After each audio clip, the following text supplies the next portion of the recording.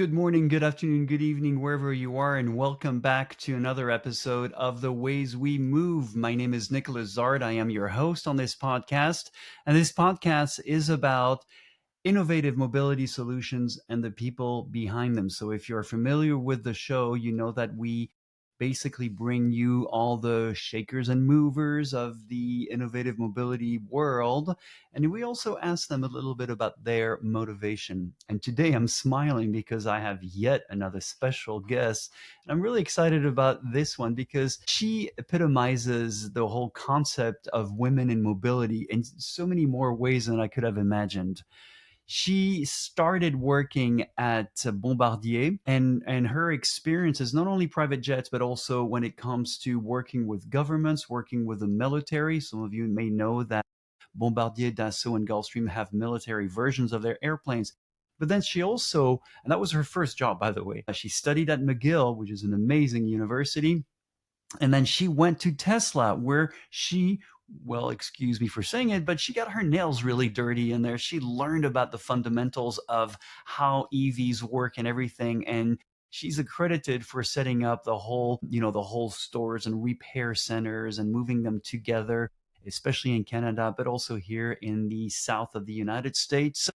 And then she worked with a company, a big European battery manufacturer company. Unfortunately, they're no longer around, but she also learned a lot. And now she is back at McGill, this time as a teacher. And so I went on one of her classes. I had an amazing time.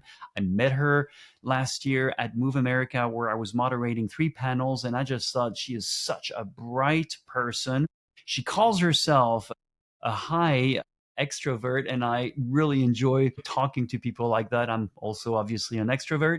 And this is, by the way, very sorry, this is going to be a long podcast. It's definitely going to reach into the 50-minute zone, which I don't like to go too much into. And I was wondering if we should make it 2 parts, but you know what? No, we're going to go ahead because it's chock full of information, especially for you young ladies out there.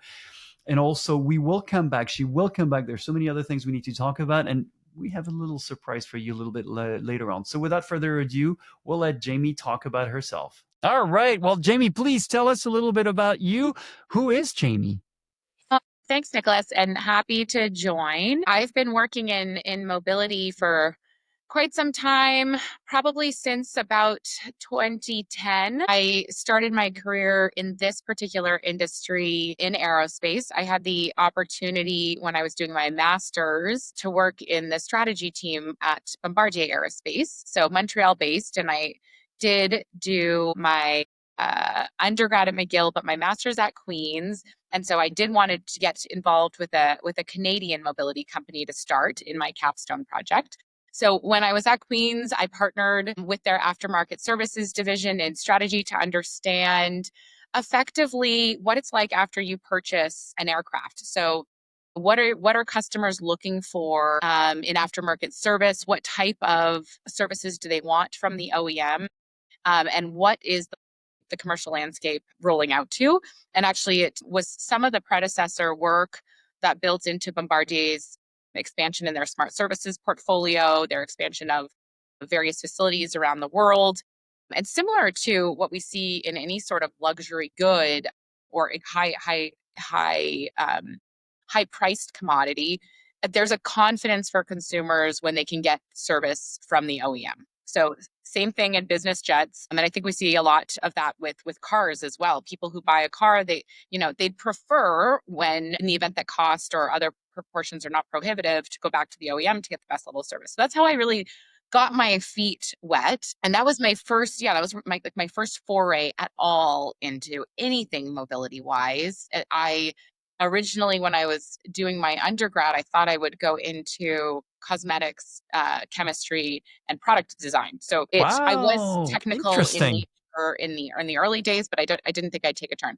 Things at Bombardier went very well, and following that secondment to their strategy team, I actually joined core engineering and started working through operational excellence, their deployment of the Achieving Excellence system, and the integration and collaboration of various teams that did the development of commercial, business, and defense products. This was great and allowed me to get to know all of the key stakeholders across the company, all of the various technical disciplines.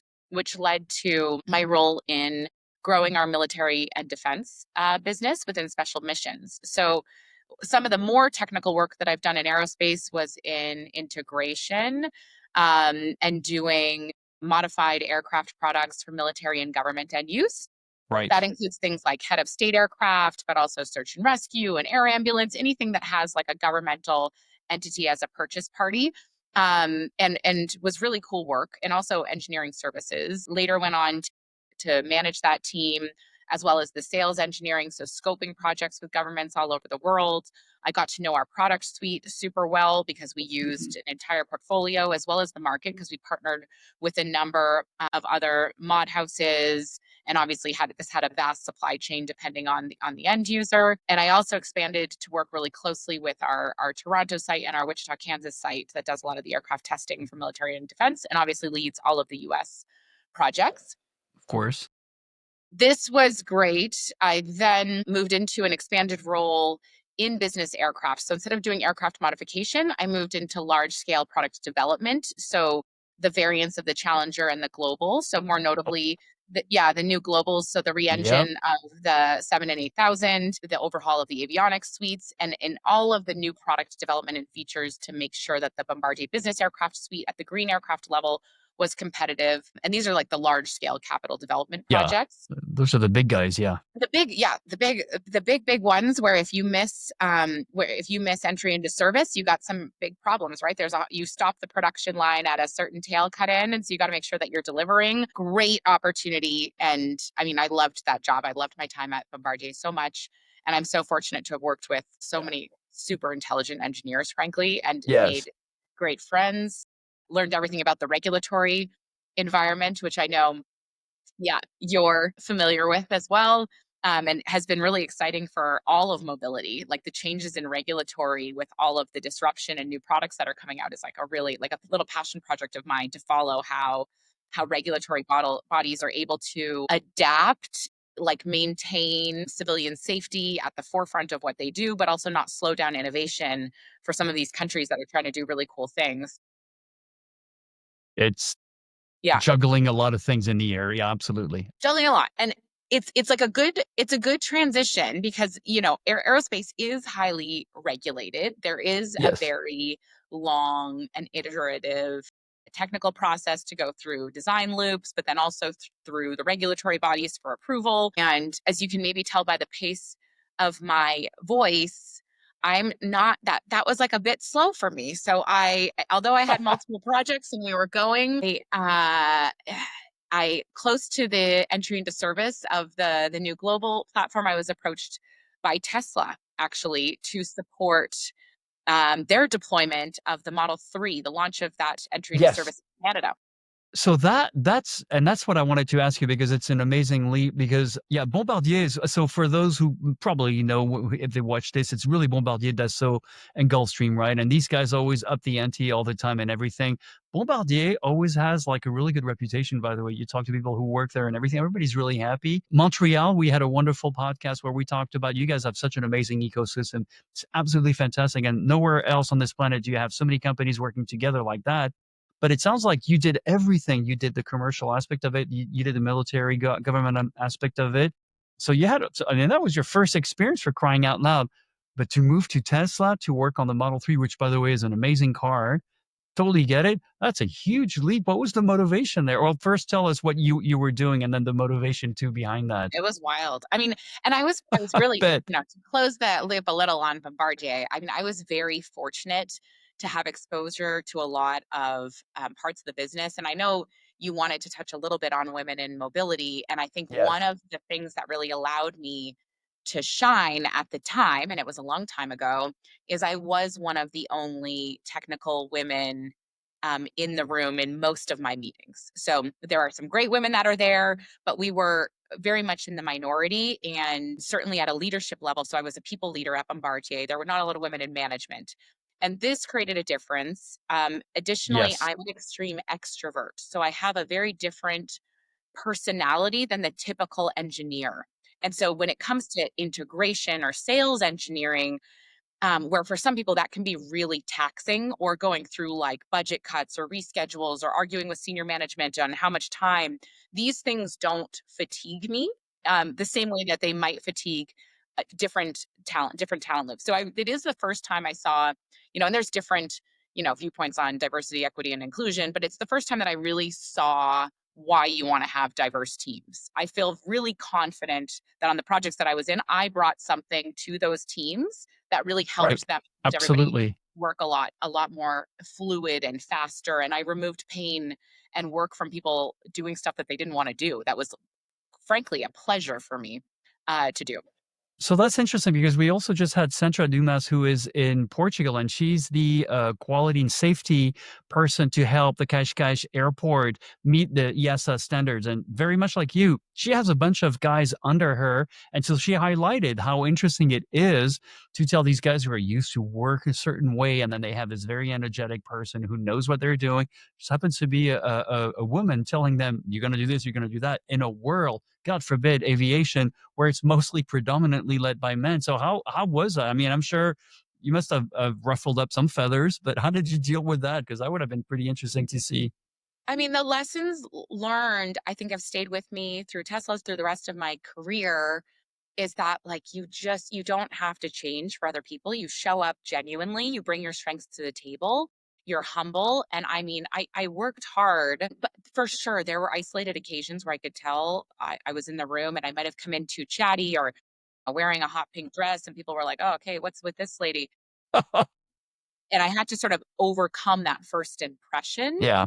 But Yeah. Yeah. generally speaking, throughout my entire career, I think if I haven't won people over at the initial meeting, over time I have, because I would really try to be a connector and make other people's lives easier. So I would say that the key is, give people that you have direct reports, give them a chance to get to know you, keep showing up. That's the first part. Yeah.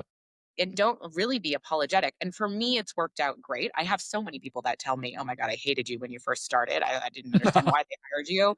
And then in the end, and Bombardier and Tesla are two good examples. I mean, I keep in touch with hundreds of people from both companies on a regularly basis. Like the contacts were really so solid. So I think you show up and you're authentic, and I think authenticity is a big piece of building trust, and then is make sure that you do your work and you add value. And I think it all comes full circle, and it worked at Tesla too. So at Tesla, they just called me up, and I tell the story, I had just gone on vacation with my son, and I had read Elon's biography at the time.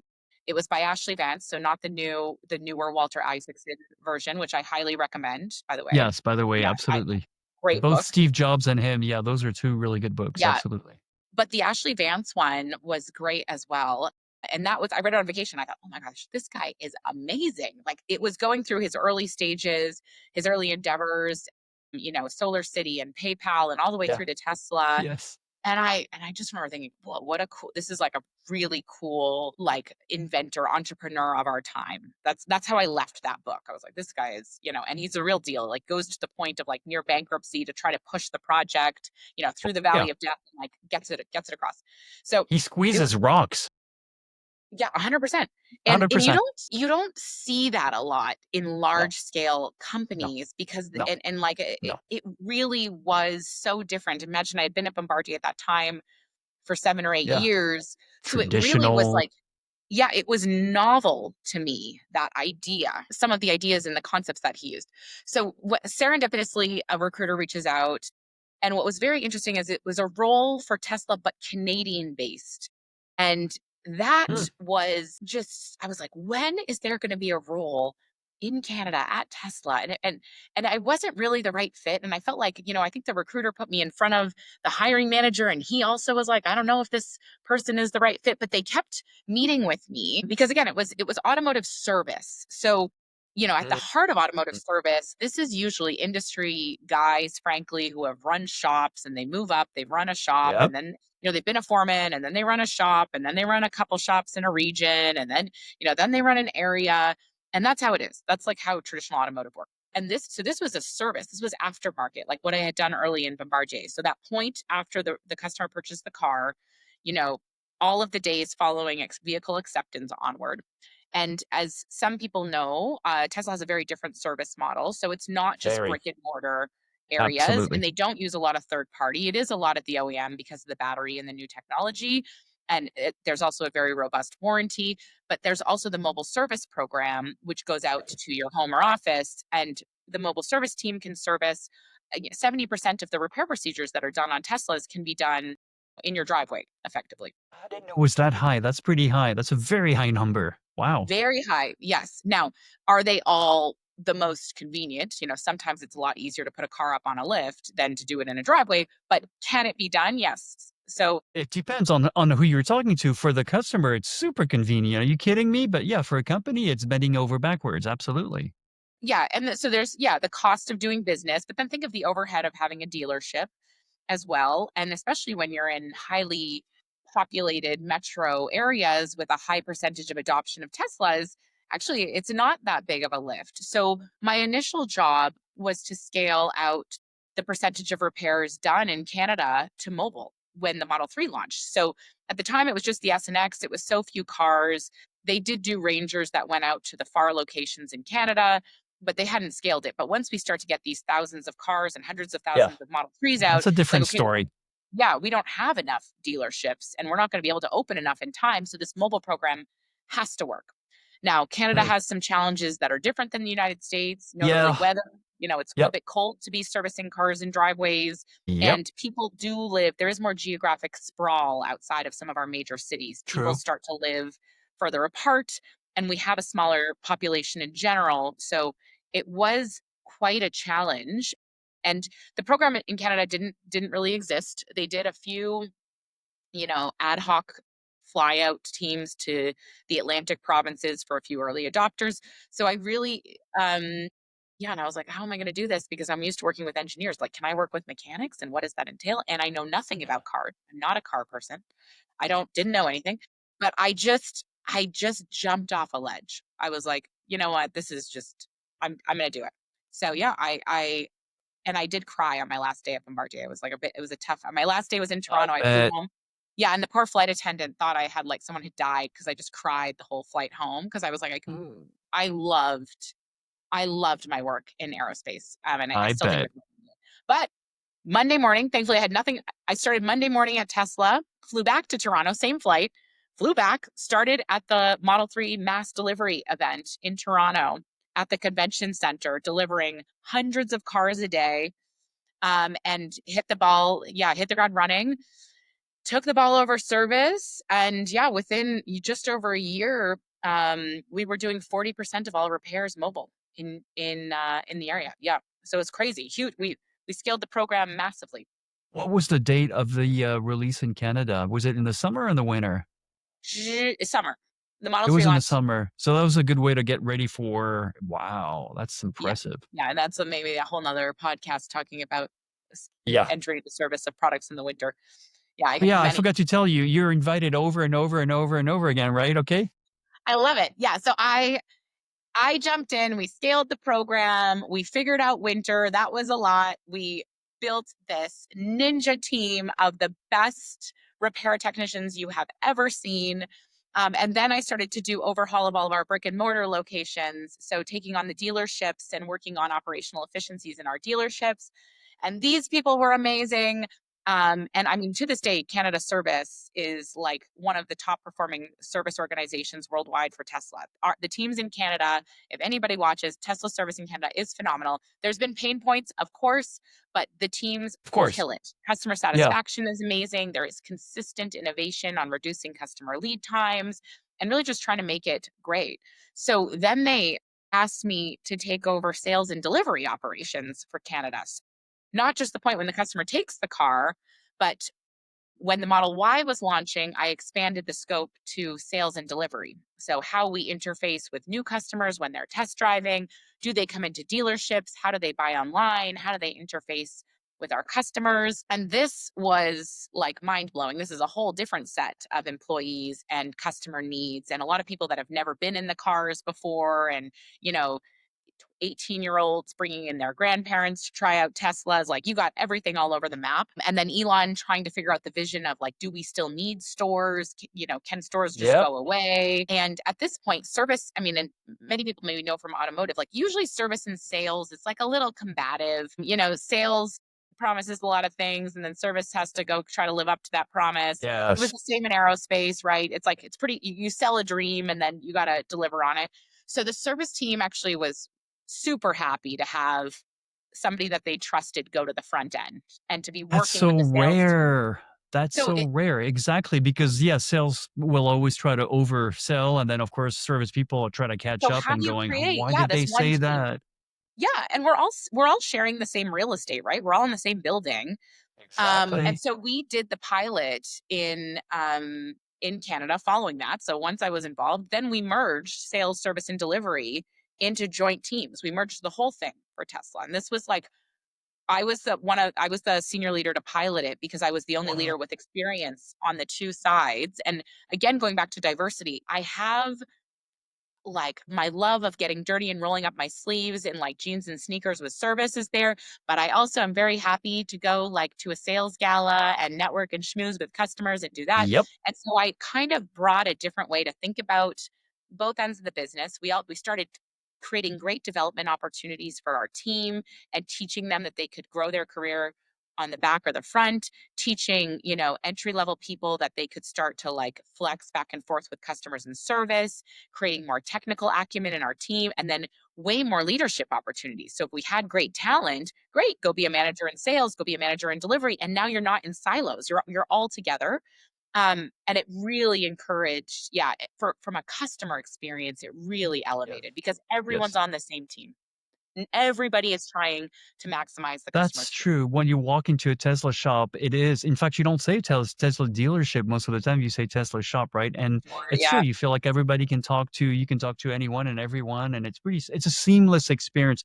Whereas if you walk in a dealership, you have the salespeople, and that's a And very it's no different story. commission. I mean, I mean, again, not to lean on that female thing, but like this idea of when I was much younger, having to negotiate a car when I bought my first car, this idea of like, how do I negotiate and what can I get for free? And should I ask for free winter tires? And like Tesla does have this nice model. The stores are there to facilitate, but everybody pays the same price. And you can see it Yep, online. You can go, that's true. whether you're, in your living room at 1 a.m., you can search, and the same thing will happen when you go into a store and there's no haggling. What you see is what you get, and it's all across the country. And you're not going to have this fear of missing out. There's no FOMO that you didn't get, the promotion or the deal. I No mean, there is, buyer's regret. I mean, yeah. yeah, that's important. Yeah, absolutely. And it's a big stressor for a lot of people, elderly, people who are buying their Yes. first car. It's a big stressor. So I think this was great. And also the products are super cool.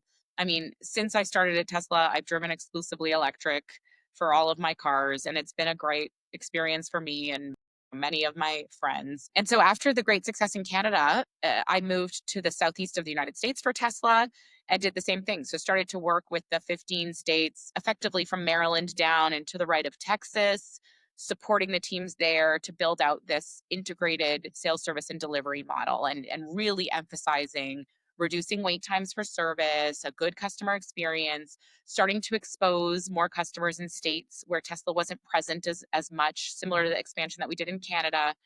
Such So as Georgia, where I live right here in Savannah, like a few years ago, there was really not a lot. And now we've got a great shop here. I know that was one of my favorite places to visit too when I went south. So yeah, exactly. So getting out to the further markets and US, the regulatory and the way that the dealer structure works is a little bit prohibitive for an OEM direct model. So we had a lot of Yes. work to do around repair opportunities for customers and then also selling directly and how do you do delivery and working through some of the legalities in the state. So a lot of policy work to do state by state and then to bring our workforce along too. That's an interesting point that you're making because back in 2008, 2009, one of the biggest problems that we were running into, because at that time I only worked with EVs, was how do we get the dealership association to understand? Not only to understand, but how do we get salespeople to actually sell something like that? And we ran into a brick wall. And it was just like, wow, there's a lot of lobbyism in here. And it took many years of talking. And to this day, I mean, you'll go into a lot of dealers and dealerships and they will say, oh no, this is electric, people don't like to buy that. I'm like, are you kidding me? You see the numbers? And I always feel like coming back with the numbers. And so yeah, so I understand what you had to do. That was but the result Yeah, is fantastic.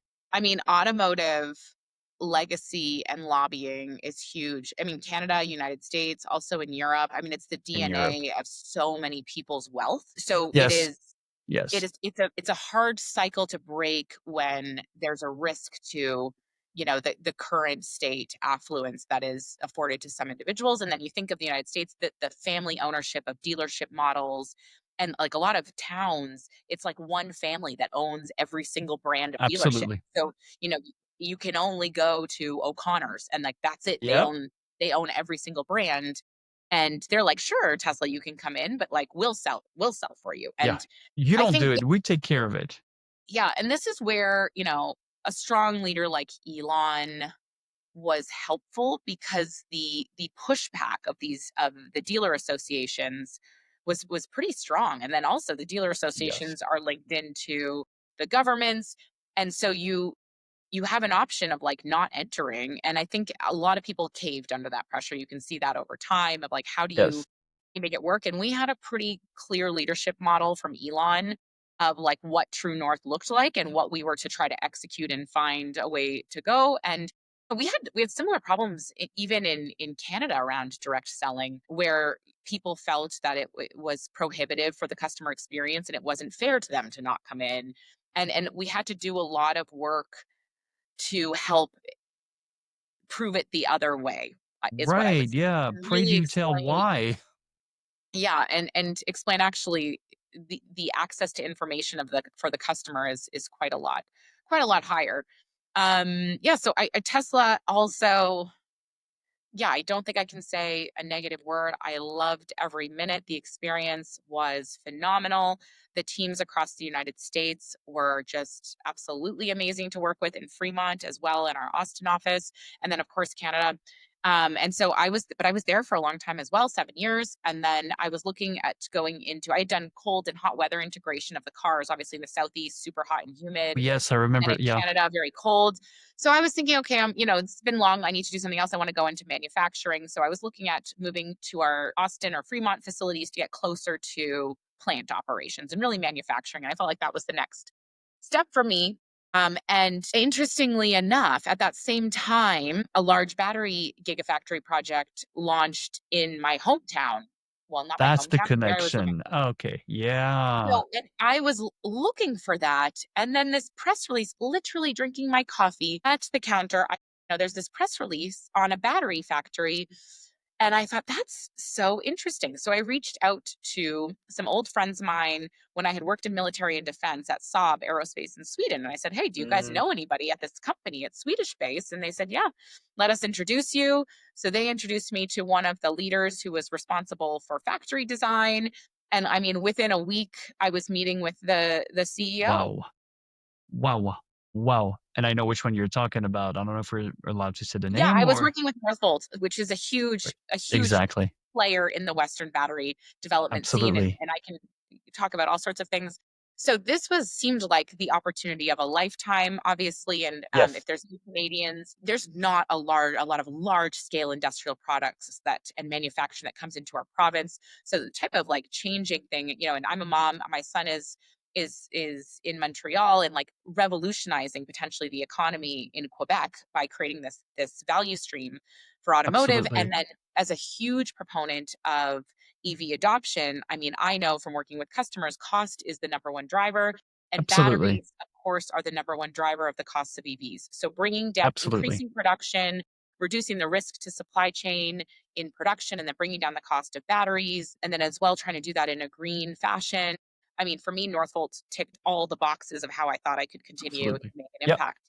Yep. So Yep. went into Northvolt and started working on their scalability and transformation and operational effectiveness. So worked with both the Canadian team, and then a little bit of work with the team in Germany, and then also in Sweden, where I lived for over a year with the team there. Really? Yeah, How learned was that? Because all that's about. an amazing experience too. Yeah, don't I look a little Swedish? So I did fit in. I was gonna say at first I was like, obviously you're from Sweden and Norway, right?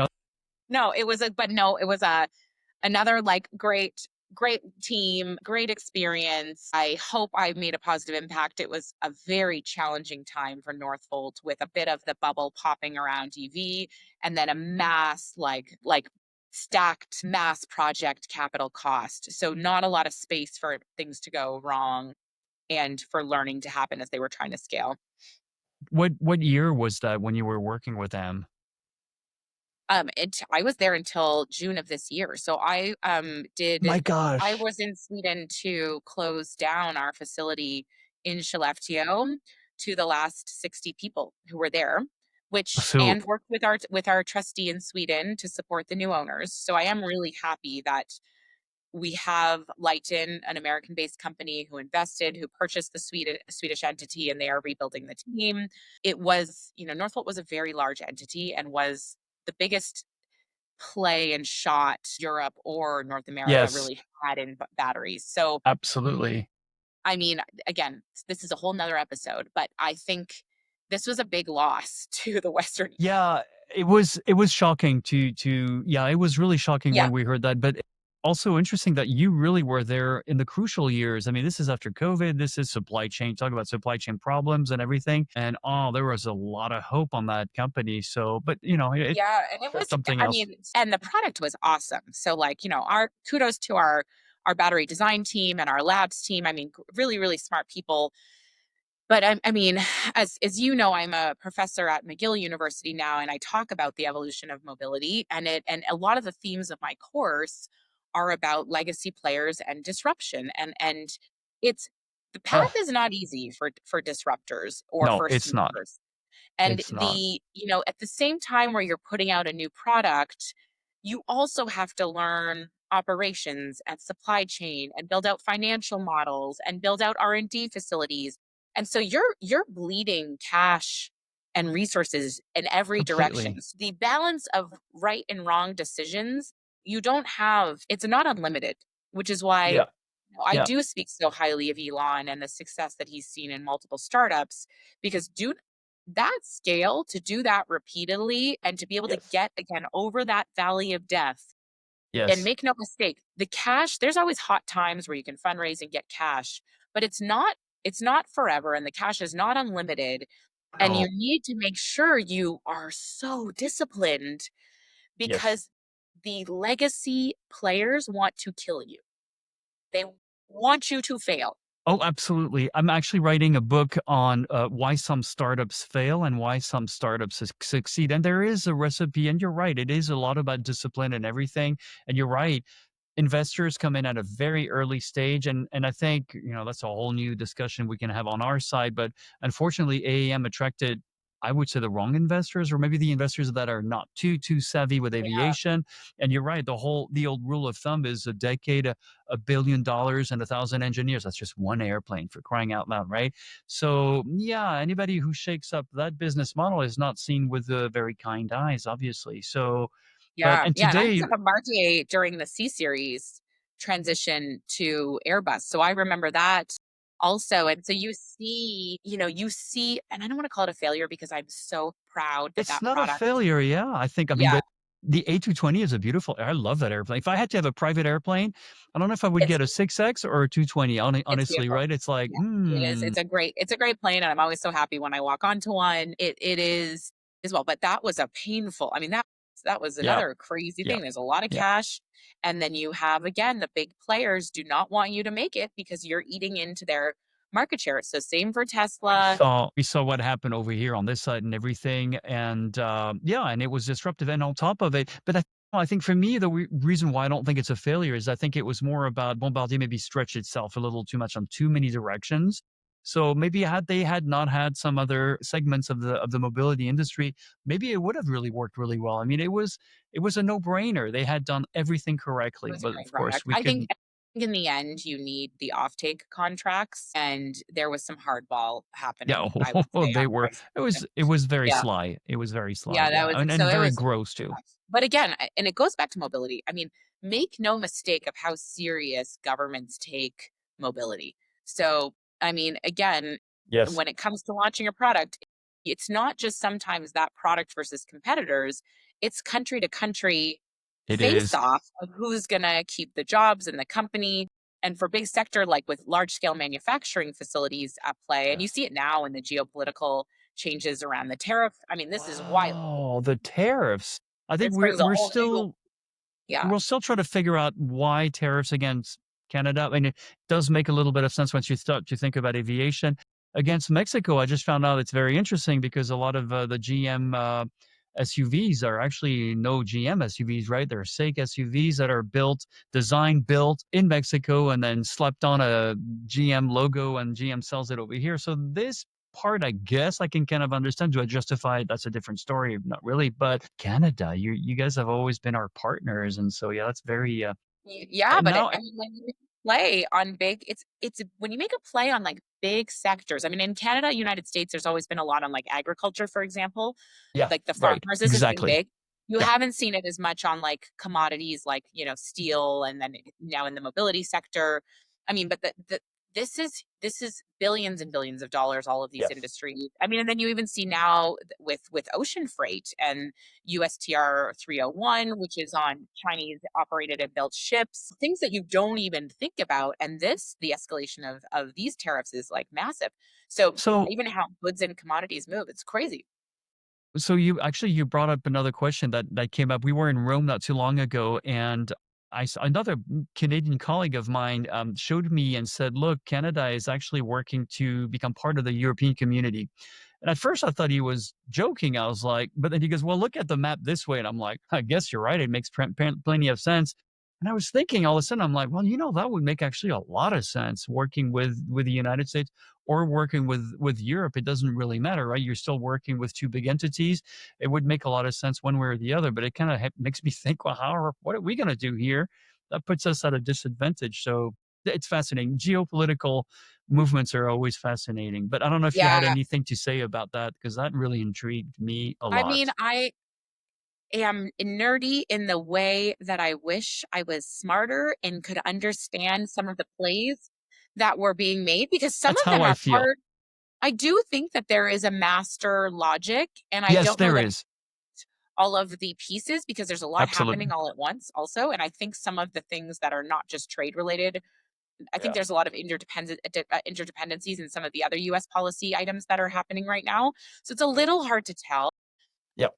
I like personally, I've always been a bigger believer in like collaboration Of over course. competition, because like the longevity and the sustainability of the relationships, it creates so much more opportunity, even from like an economic prosperity perspective. And I just haven't in my lifetime or like historically seen a lot of examples that like pressure test over time when you try to have one country exceed at the expense of others. So I just haven't been able to fully see it. I think that works. I mean, similar to any business, right? You can always have short term versus That's long term true. gains.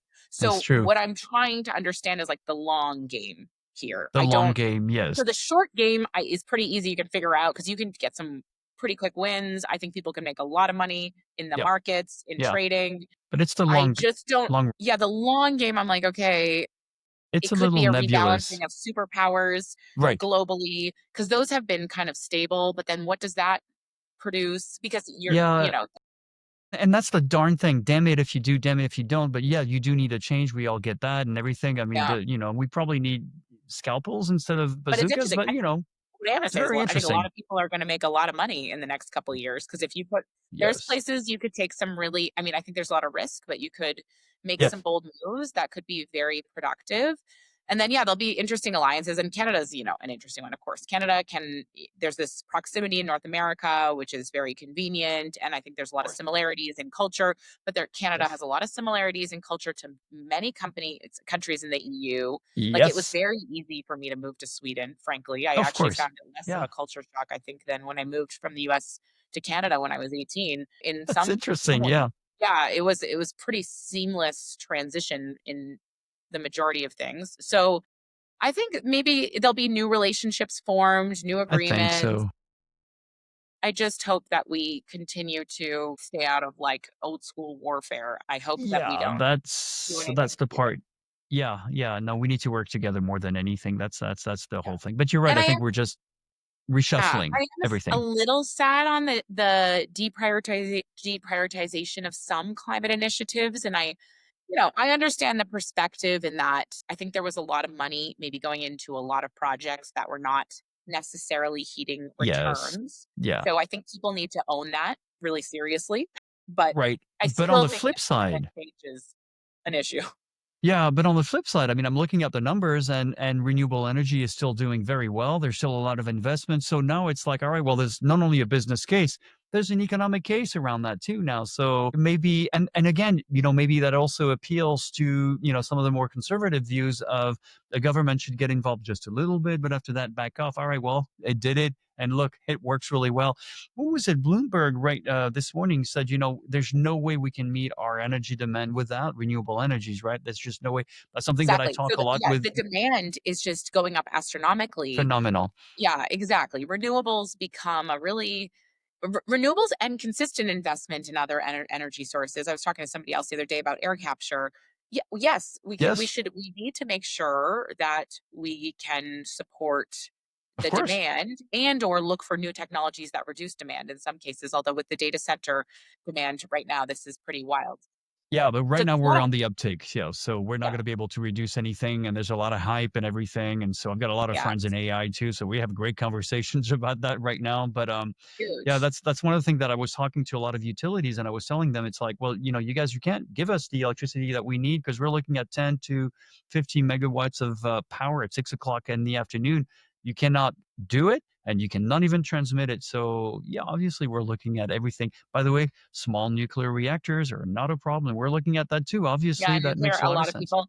And then I think there is gonna be more, like, from an industry perspective, I think you're gonna see more self-generated, like, detaching from the grid when you can to have energy independence and, like, self-developing power infrastructure Right. at your site with renewables. I think you'll start to see changes in how models are happening. So not going through, like, a singular energy provider, for example. I think there'll be new models that will probably mature. Not my specialization, but I would think there's a lot that's gonna happen there. No, yeah, not mine either. That's for sure. So tell me a little bit about now teaching, because I mean, it's your parcours, your background is absolutely amazing. From a beautiful company, private jets to military to Tesla to a battery maker, and now you're doing the ultimate amazing thing is you're teaching. You're teaching in not just a university, you're teaching one of the top universities. McGill is absolutely phenomenal.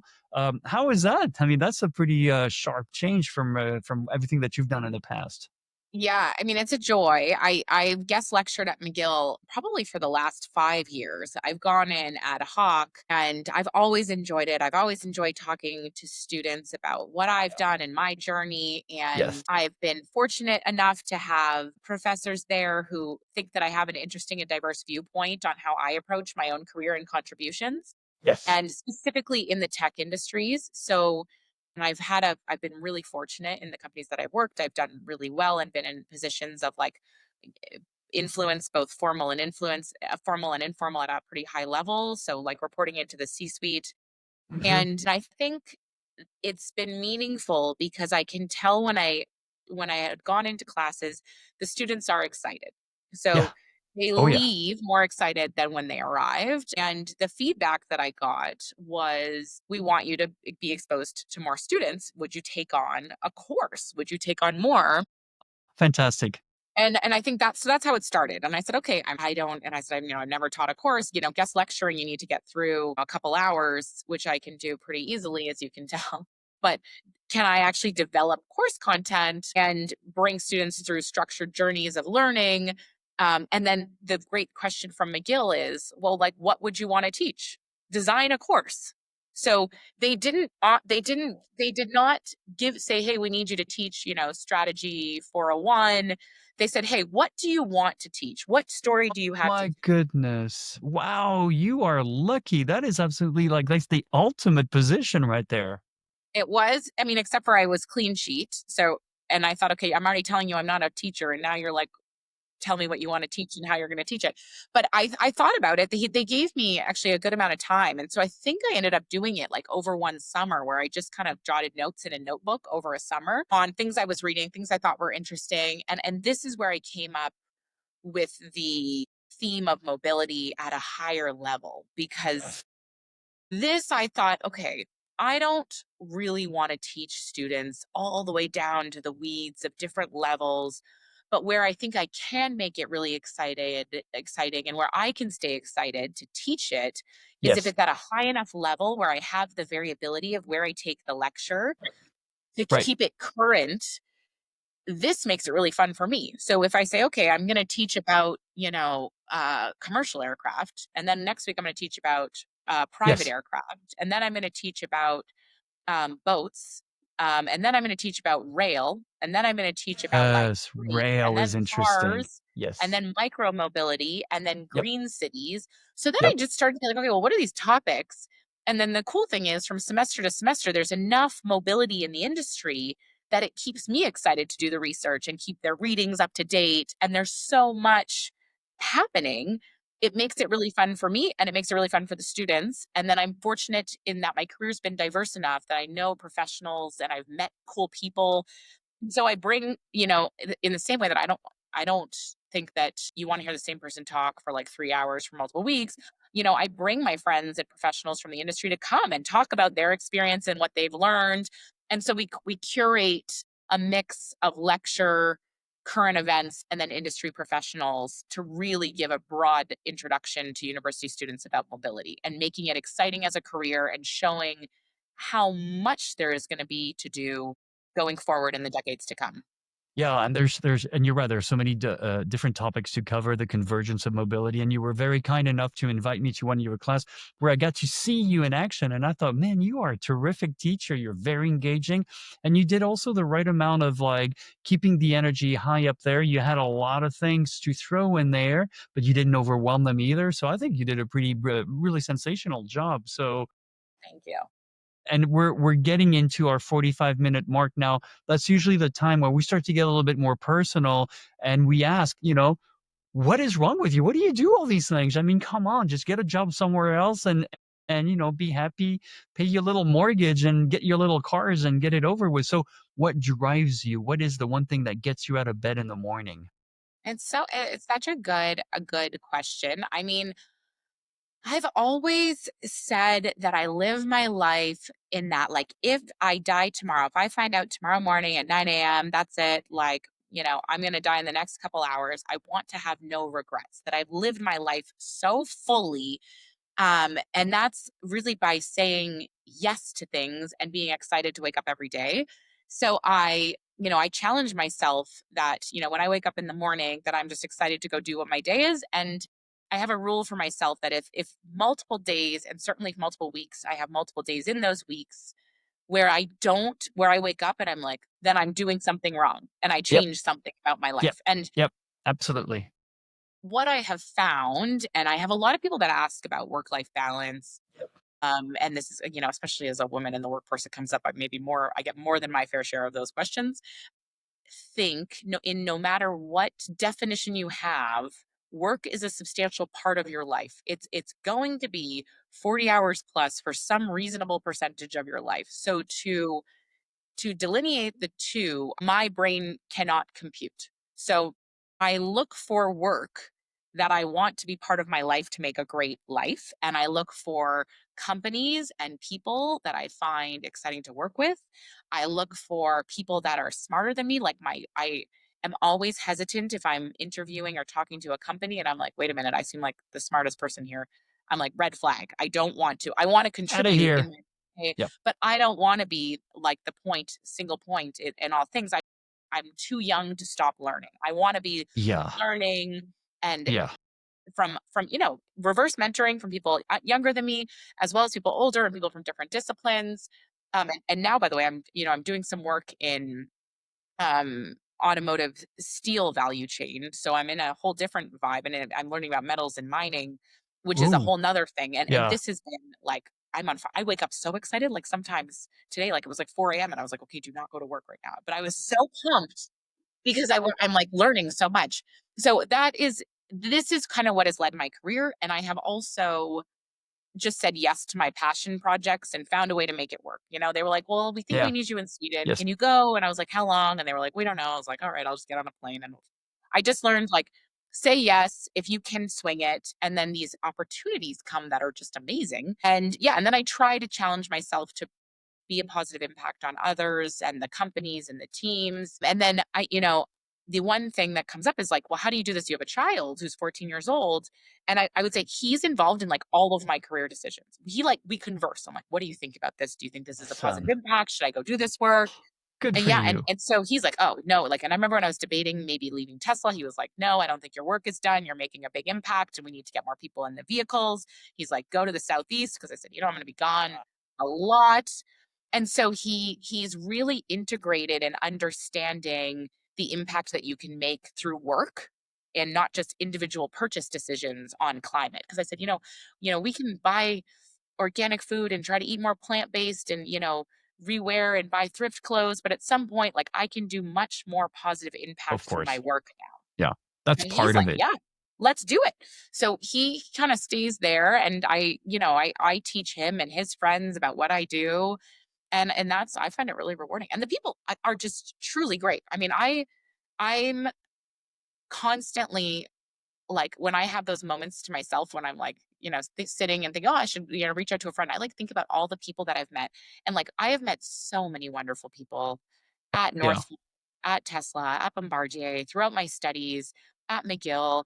And I think because I don't have an end goal, just by saying yes and taking on the work, they're genuine relationships. And you're such a good example. I mean, we met such in like a circumstantial thing at a conference, and I was like, I Yes. like you. Your talk was so good.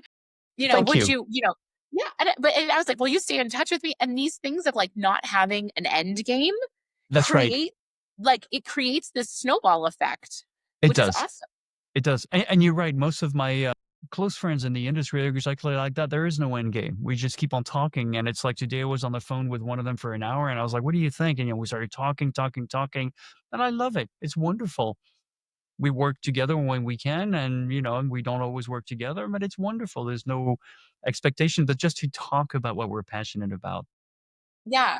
A pleasure. I had a bunch of other questions, but we're at the 15-minute mark. And you know what I'm going to say? You're coming back. You're definitely coming back. I'm so excited because there's so many other things I want to ask you. And I'm sure plenty of other things that you can say. And plus, I'm going to review this video. And then I want to be like, oh my gosh, we should have talked about this, and that. But we'll do it again because I love your energy. I wish I would have been your student way back then. I'll go into a time machine and go back in time.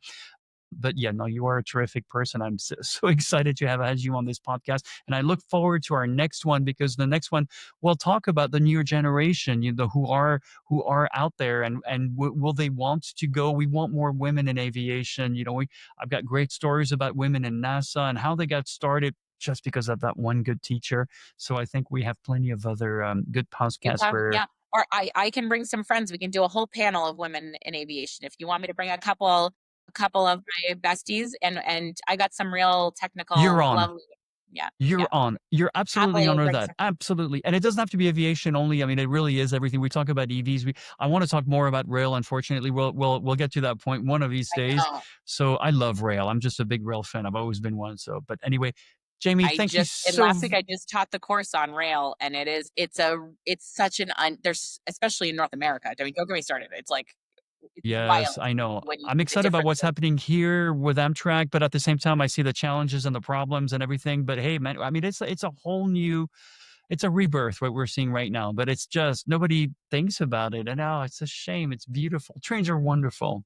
I know, a great customer experience too, generally speaking. Yeah. Yeah, and Bombardier makes amazing trains, obviously. So that's also another one too. So, all righty. Well, so I look forward to having you again very soon on this podcast. We should do a number two, a part two, and then we can also do, of course, a whole series with your friends and everything. I definitely look forward to that. I think that would be fantastic. But just wanted to thank you for taking the time out of your very busy schedule and to be with us. And I'll let you say the very last words for once. Oh, wait, no, before I do, I have to always say this one. Please like, share, subscribe. Obviously, did you learn anything? Has anything changed your mind? I mean, Jamie is an amazing speaker. Did she probably motivate you to seek out a career in mobility, the different types of mobility that we have? And as you can see, one leads to another all the time. So let us know what you think. Like, share, subscribe, and write your comments. But I'll let the very last word for Jamie on saying goodbye. I mean, innovation is where it's at, and there's room for everyone, all types of backgrounds and disciplines. So if you're curious, start to talk to people, start to learn, and you're never pace yourself out of an opportunity. Go for it, and it's pretty exciting. So pleasure to join you, and I hope I made a positive impact on somebody on this podcast. I sure hope so, and I'm sure you did. I have no doubt of that. Thank you, All right, Jamie. thank you.